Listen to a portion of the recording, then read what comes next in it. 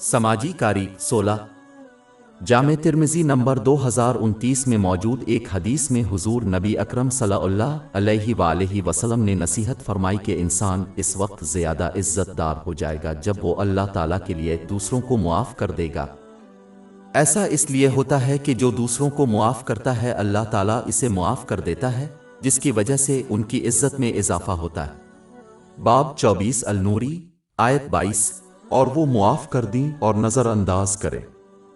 کیا تم یہ پسند نہیں کرو گے کہ اللہ تمہیں معاف کر دے؟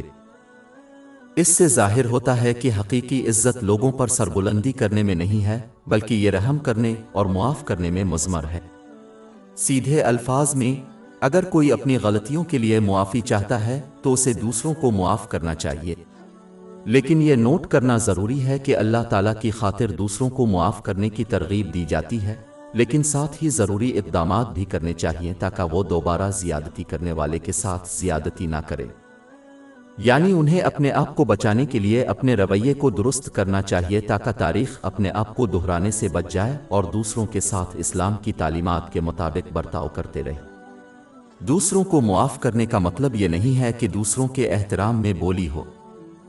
ہماری ویب سائٹ www.shekpod.com پر 400 سے زیادہ مفت e books, audio books, infographics, podcast اور بلاگ دستیاب ہیں۔